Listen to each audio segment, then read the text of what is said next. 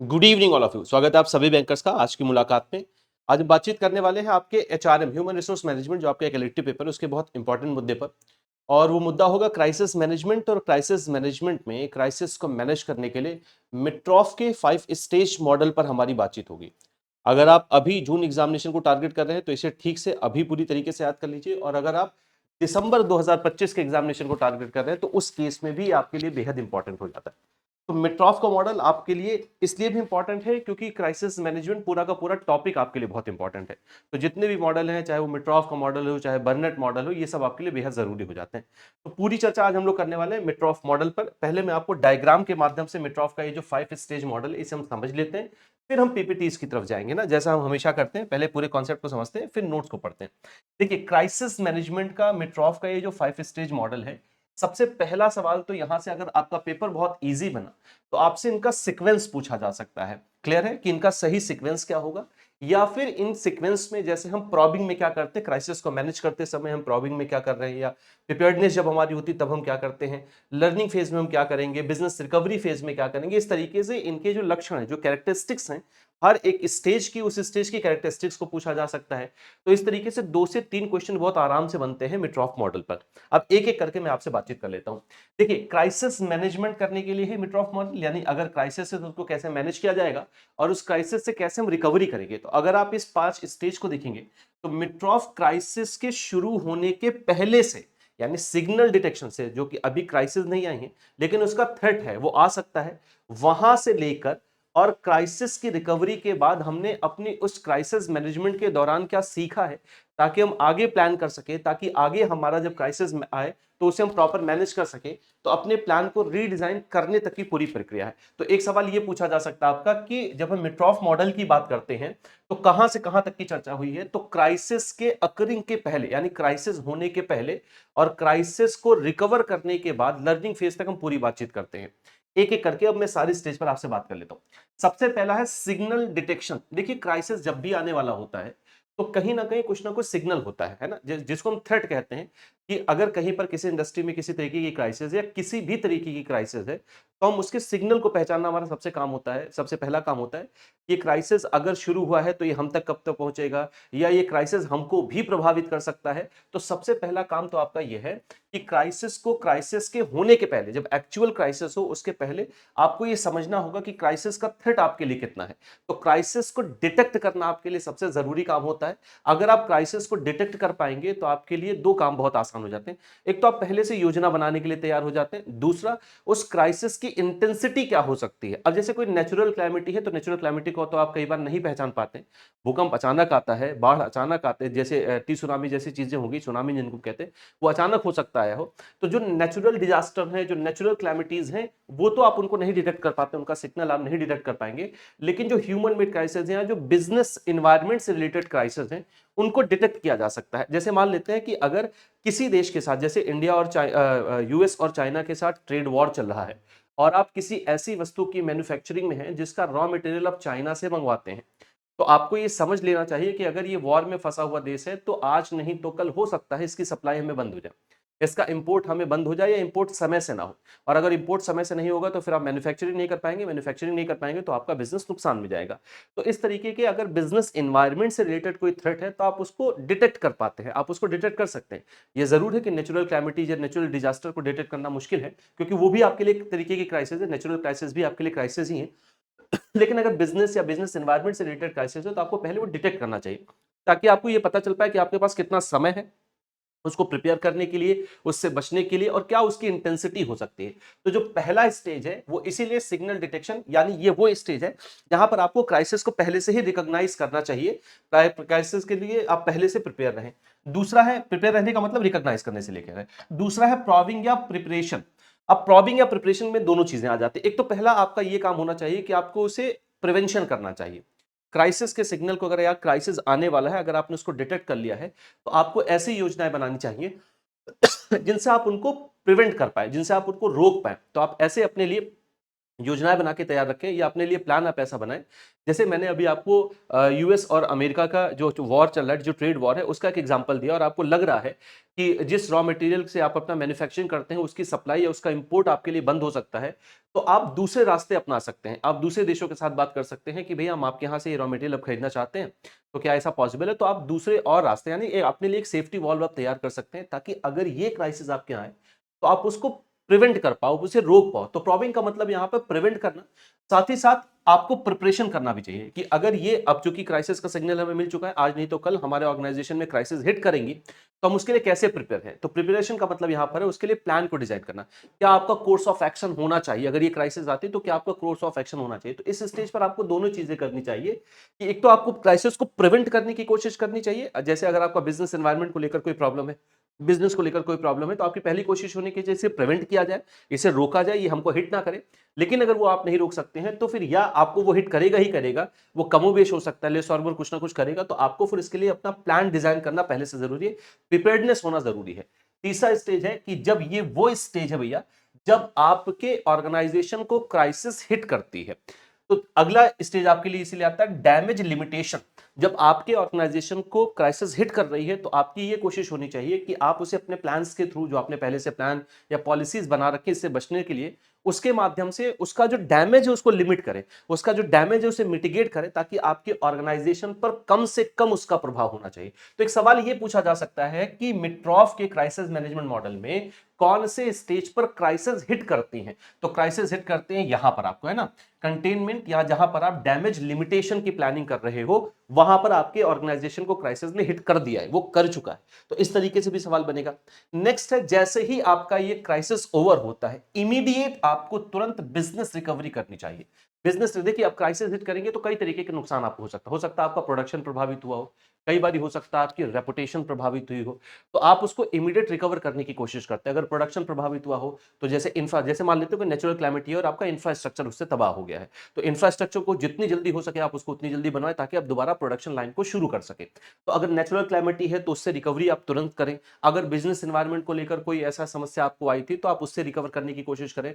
जैसे जैसे ही आपके लिए ये जो मैंने आपको एग्जांपल दिया कि कोई ऐसा रॉ मटेरियल आप मंगवा रहे हैं जो चाइना से आप मंगवा रहे थे, तो जैसे ही ये समस्या समाप्त होती है आप तुरंत दूसरी जगहों से उस आइटम को इंपोर्ट करना आप शुरू करें। तो बिजनेस रिकवरी जितनी जल्दी हो सकता है, यानी क्राइसिस जब गया है उसके बाद जितनी जल्दी हो सकता है आप बिजनेस की रिकवरी करना शुरू करें। तो अगर रेपुटेशन को नुकसान हुआ है तो आप हार्ड गवर्नमेंट पॉलिसीज को लागू कर सकते हैं, अपनी रेपुटेशन को तुरंत तुरंत रीबिल्डअप करने की कोशिश करें। तो ये वो फेज है जहां पर आप क्राइसिस के बाद रीबिल्डिंग करते हैं।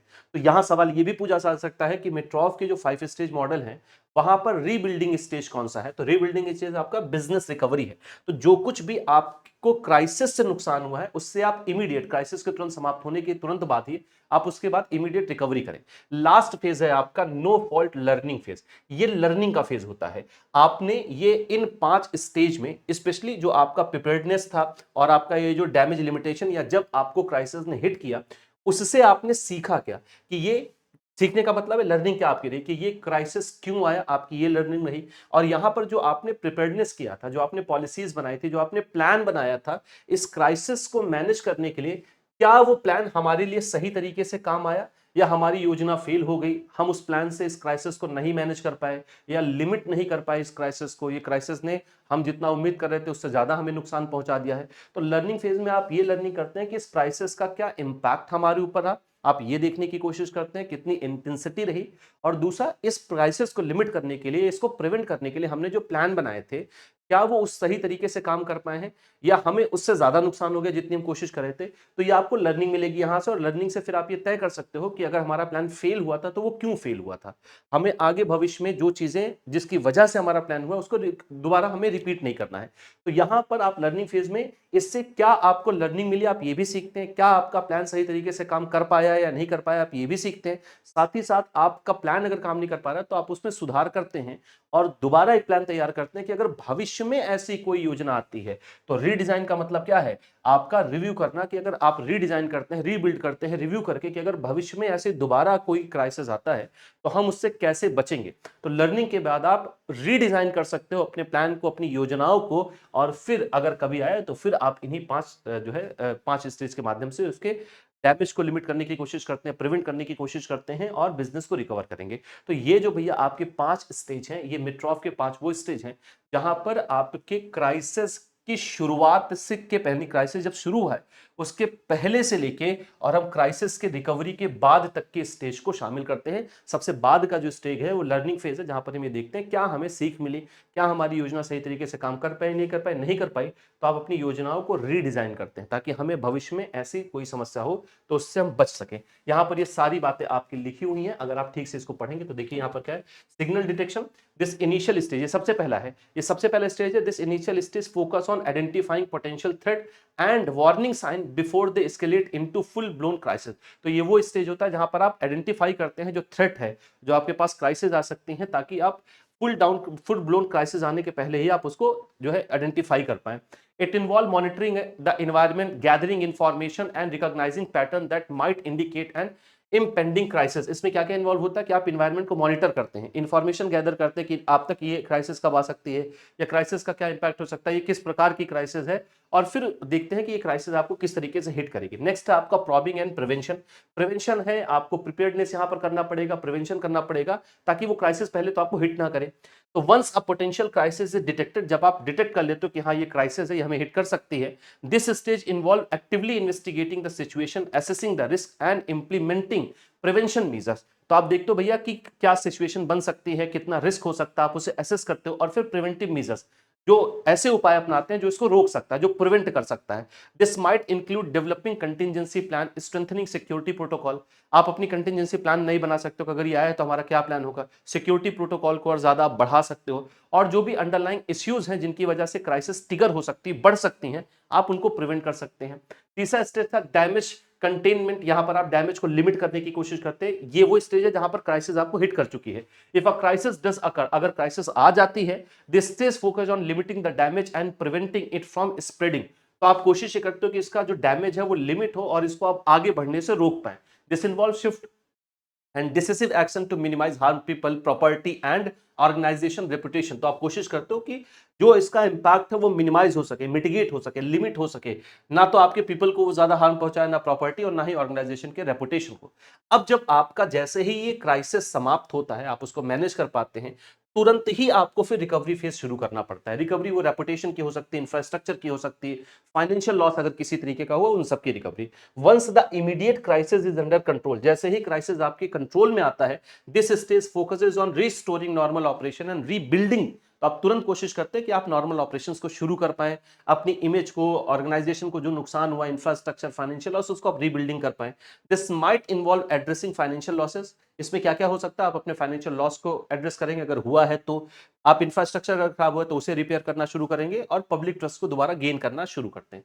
जो लास्ट स्टेज है वो आपके लिए लर्निंग है, आपको क्या इससे सीखने को मिला, क्या आपकी योजना सही तरीके से काम कर पाई या नहीं कर पाई, और क्या उसमें और सुधार की आवश्यकता है, ये लर्निंग फेज में आप देखते हैं। This final stage is crucial for organizational learning and improvement.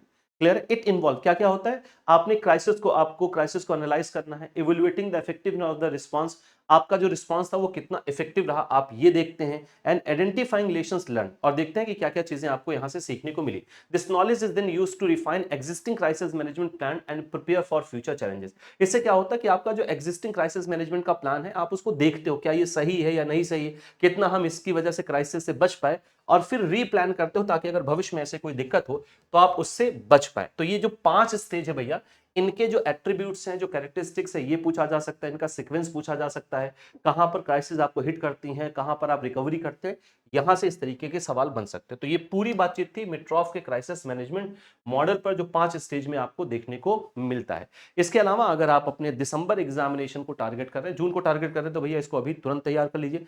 December exam को अगर आप टारगेट कर रहे हैं सीआईबी के लिए, तो आपके लिए सबसे बेहतरीन जो बैचेस हैं वो महापैक है। महापैक आपको 3 वैलिडिटी में मिल रहा है, 6 मंथ, 12 मंथ और 24 मंथ्स, वन स्टॉप सोल्यूशन। अगर आप महापैक को सब्सक्राइब करते हैं तो एक ही सब्सक्रिप्शन पर जितने भी रनिंग बैचेस उनके एक्सेस मिलते हैं, जितने अपकमिंग बैचेस होंगे इस पूरी वैलिडिटी में, उन सबका फ्री एक्सेस आपको मिलेगा। साथ ही साथ आपको महापैक में इलेक्टिव पेपर अलग से परचेज करने की जरूरत नहीं होती है। इस महापैक में मंथ एंड ऑफर अब चल रहा है, अगर आप अभी 30 जून के पहले पहले इसमें एडमिशन लेते हैं तो आपको 65% तक ऑफ मिलेगा। ये सारी फीस कम हो चुकी है, 30 जून के बाद ये बढ़ जाएगी क्योंकि अभी इस पर ऑफ चल रहा है, इसलिए फीस कम है, और इन पर एडिशनल 10% का डिस्काउंट आपको और मिलेगा अगर आप कूपन कोड यूज करते हैं मंथ एंड। इसके अलावा नया फाउंडेशन बैच है जो लॉन्च हो रहा है आपके दिसंबर एग्जाम को टारगेट करने के लिए। अगर आपका कोई सिंगल पेपर ही रुका हुआ है, सिंगल पेपर अगर कोई रुका है तो आप सिंगल पेपर में भी एडमिशन ले सकते हैं।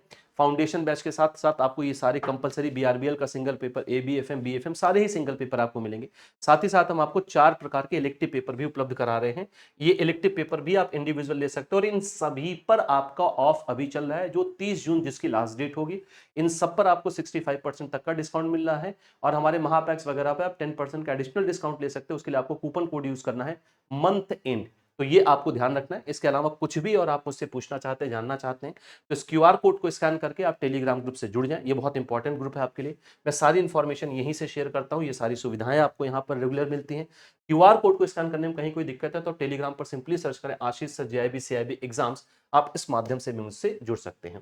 तो आज के लिए इतनी ही बात करते हैं, बाकी मैं और भी इंपॉर्टेंट टॉपिक्स के साथ इस चैनल के माध्यम से आपसे आगे जुड़ूंगा। अगर आप जून का एग्जामिनेशन देने जा रहे हैं भैया तो बहुत सारी शुभकामनाएं, क्योंकि पेपर आपका जो है कल ही है 28 जून को। और दिसंबर की प्रिपरेशन आप शुरू कर दीजिए क्योंकि पेपर अब बहुत अच्छा और कॉन्सेप्चुअल बनने लगा है। इसलिए आपको समय रहते ही तैयारी करना आवश्यक है। मेरी तरफ से बहुत सारी शुभकामनाएं। बहुत बहुत धन्यवाद।